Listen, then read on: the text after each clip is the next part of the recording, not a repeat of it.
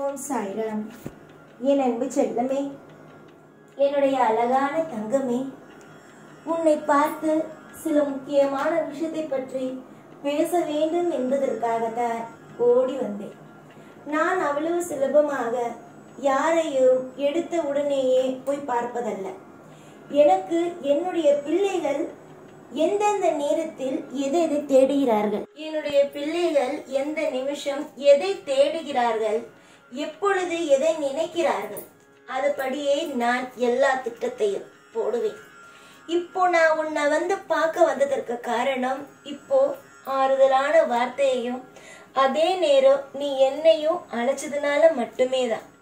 இதுக்கு முன்னாடி எல்லாம் சில நேரத்துல மனம் உடைந்து இருப்ப, அதுல கெவிலி சத்தமாவோ இல்ல ஆசிரியரியான வாக்கு மூலமாகவோ உனக்கு நிறைய நல்ல விஷயத்த சொல்லியிருக்க, ஆறுதல் படுத்திருக்க, உனக்கு நல்ல வழியை காமிச்சிருக்க. அதே மாதிரி இப்போ நேரா உன்கிட்ட நான் பேசிக்கிட்டு இருக்கேன்.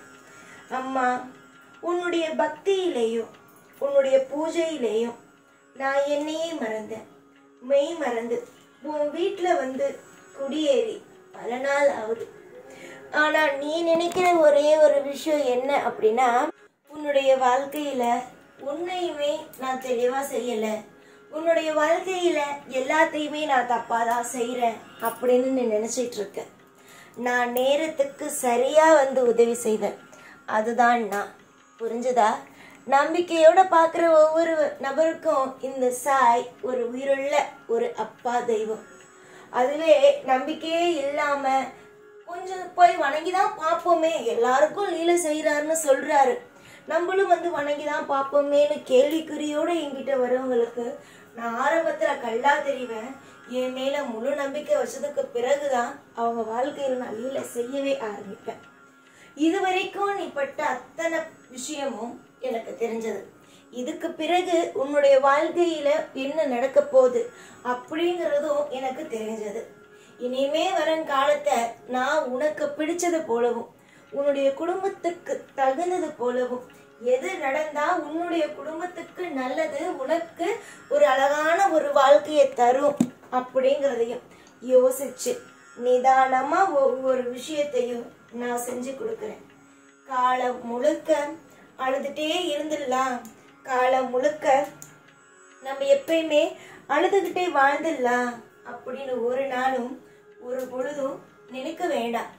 ஏன்னா இங்க அழ வைக்கிறதுக்கு நான் என்ன உன்னை எதிரியா?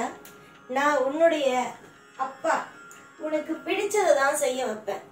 இது வரைக்கும் உன்னுடைய வாழ்க்கையில நடந்த விஷயங்களை மறந்துடுங்க.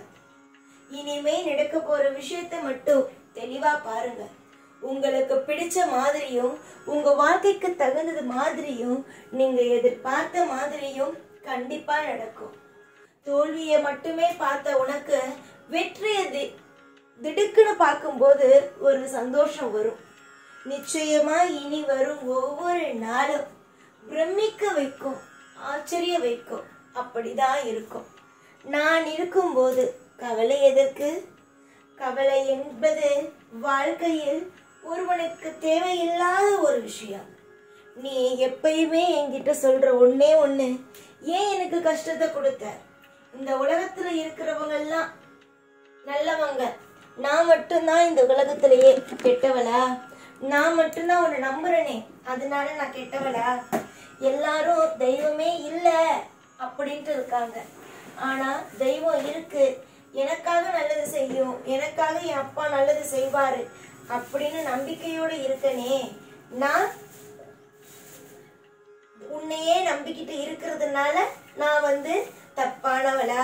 எனக்கு அதனாலதான் நீ நல்லதே செய்யலையா அப்படின்னு ஒவ்வொரு நிமிஷமும் ஒவ்வொரு முறையும் என்ன நீ கேள்வி கேட்கும் போது நிஜமாவே சொல்ற ஒரே ஒரு விஷயம் என்ன தெரியுமா? பொறுத்திருங்கிற மட்டும்தான். நீ பொறுத்திருக்க உன்னுடைய வாழ்க்கையில நிறைய நல்ல மாற்றம் வரும்.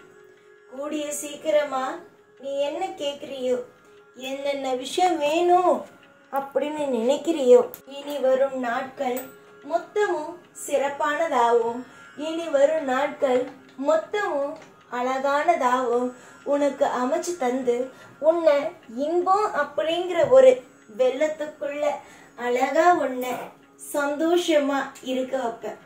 புரிஞ்சுதா?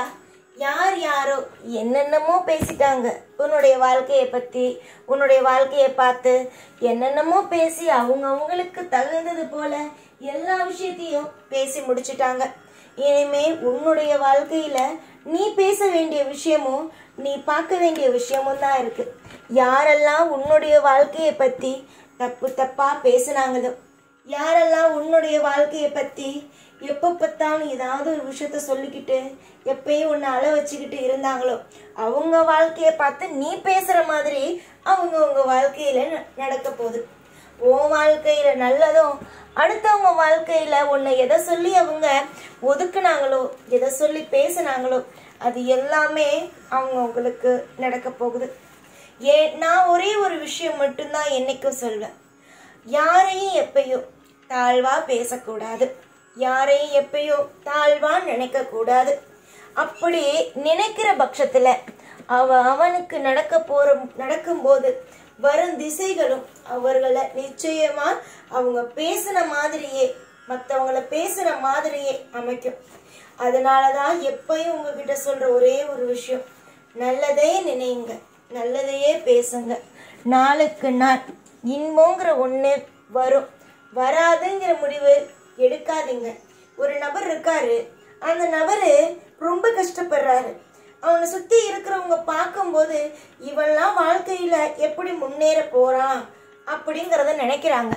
ஆனா அவன் வாழ்க்கையும் ஒரு நாள் முன்னேறிடுது அவனுடைய முயற்சியால. அப்போ பேசுறவங்க எல்லாம் என்ன பண்ணுவாங்க, என்ன நினைச்சாங்க முதல்ல சொல்லு? இவெல்லாம் வாழ்க்கையில முன்னேறவே மாட்டான்னு நினைச்சாங்கல்ல, அவங்களுக்கு எல்லாருக்கும் மத்தியிலையும் முன்னேறிட்டான். அதனால எப்பயுமே ஒரு விஷயத்த சொல்றேன், இவங்க வாழ்க்கை இவ்வளவுதான்னு யாரும் எப்பயும் தீர்மானிக்க முடியாது. ஏன் இப்போ உன்னுடைய வாழ்க்கையை நீயே அவ்வளவுதான் எல்லாம் முடிஞ்சிட்டுன்னு தீர்மானிக்க கூடாதுன்னு சொல்றேன். புரிஞ்சிச்சா? எல்லாமே மாறும் காலம்தான். காலம் நிச்சயமா பணக்காரன் பக்கத்துலயும் தனக்கு செய்யறவன் பக்கத்துலயும் ஊழி செய்யறவன் பக்கத்துலயும் தான் தெய்வமும் காலமும் நிற்கும் அப்படிங்கிறத நினைக்காதீங்க. நல்லவங்க பக்கம்தான் நிற்கும். தப்பு செய்யறவன் இன்னைக்கு நல்லா இருக்கான் அப்படிங்கிற பட்சத்துல அவன் பக்கம் தெய்வம் நிக்குது அப்படிங்கிறது இல்லை. அவன் போன பிறவியுடைய கர்ம பலன் நல்லதை செஞ்சிருப்பான் பத்தியா, அந்த நல்ல கர்ம பலனை அவன் அனுபவிச்சிட்டு இருக்கான். இப்போ செய்யற விஷயத்து கெட்டதுக்கும் கூடிய சீக்கிரமா அவன் கெட்டதை அனுபவிப்பான். எப்பயுமே ஒன்னே ஒண்ணுதான், இங்கு எல்லாருக்கும் ஒரே நீதிதான். இவன் பெரியவன் இவன் சின்னவங்கிறது எந்த தெய்வத்துக்கிட்டையும் எப்பயும் கிடையவே கிடையாது. தெய்வமாகிய நாங்கள் ஒரே ஒரு விஷயத்த மட்டும் உங்களுக்கு சொல்ல விருப்பப்படுறோம். எந்த நாளும் சரி, நீங்க நினைக்கிற மாதிரி தெய்வம் இவனை ஒசத்தி வச்சு பாக்குது, இவனை ரொம்ப தாழ்த்தி வச்சு பாக்குதுன்னு நினைக்காதீங்க. நீங்க உங்களுக்குள்ள பாக்குறீங்களே தவிர தெய்வ கண்ணுக்கு எல்லாமே ஒன்னாதான் தெரியும். எனக்காக நீ கோவிலுக்கு 1 ரூபா கூட செலவு பண்ணாம வந்து நிக்கலாம், எனக்கு ஒண்ணுமே நீ வாங்கிட்டு வந்து தராம என்னை கையேந்தி நிக்கலாம்.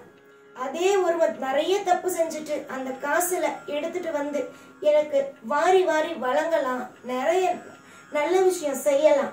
ஆனா அவன் பக்கத்துல நான் நிக்க மாட்டேன். யாருடைய மனசுல உண்மையான தூய்மையான பக்தியும் மற்றவங்களுக்கு துரோகம் செய்யக்கூடாதுங்கிற ஒரு எண்ணமும் இருக்கோ அவனுடைய பக்கத்துல தான் நிப்பேனே தவிர துரோகத்தை செஞ்சு மற்றவனை ஏமாத்திரம் பக்கம் நிற்க மாட்டேன். இதை நீங்க புரிஞ்சுக்கிட்டீங்கன்னா நல்லது. எல்லாம் எப்போதும் உங்க கூடவே இருக்கும் நல்லது. உங்க கூடவே இருந்து ஒவ்வொரு நிமிஷமும் உங்களை அற்புதமாகவும் அதிசயமாகவும் வாழ வைப்பேன் இந்த சாய்நான். ஓம் சாய்ராம்.